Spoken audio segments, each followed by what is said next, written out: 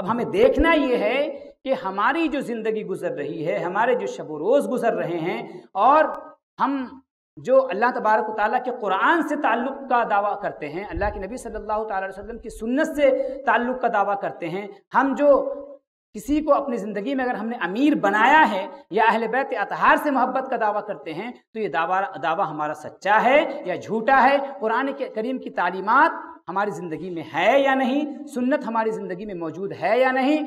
اور اطاعت ہماری زندگی میں، امیر کی اطاعت ہماری زندگی میں موجود ہے یا نہیں؟ کیونکہ صرف محبت کے دعوے سے بات مکمل ہونے والی نہیں ہے۔ دو چیزیں ہیں، ایک چیز ہے محبت اور دوسری چیز ہے اطاعت۔ محبت و اطاعت لازم و ملزوم ہے، ایک دوسرے کے ساتھ جڑی ہوئی چیز ہیں۔ اللہ تبارک و تعالیٰ نے قرآن مجید میں حضرت ابراہیم علیہ الصلاۃ والتسلیم کا تذکرہ کیا، تو اس مقام پہ اللہ تبارک و تعالیٰ نے ارشاد فرمایا، چونکہ نبی پاک صلی اللہ تعالی علیہ وسلم کے زمانے میں حضور کے ارد گرد جو لوگ تھے، یہودی تھے اور نصرانی تھے، ایسے ہی مکہ کے لوگ تھے، یہ تینوں لوگ اپنا تعلق حضرت ابراہیم علیہ السلام سے جوڑتے تھے، اور تینوں لوگ اس بات کا دعویٰ کرتے تھے کہ ہمیں ان سے محبت ہے اور وہ ہم ان کے بہت زیادہ حقدار ہیں، ہمارا تعلق ان کے ساتھ بہت مضبوط ہے۔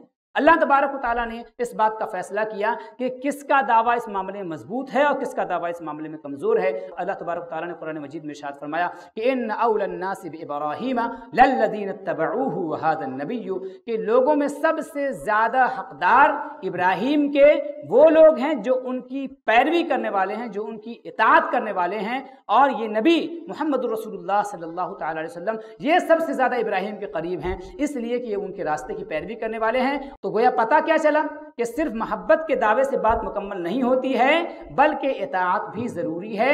اطاعت اگر نہیں ہے تو گویا محبت کا دعویٰ نامکمل ہے۔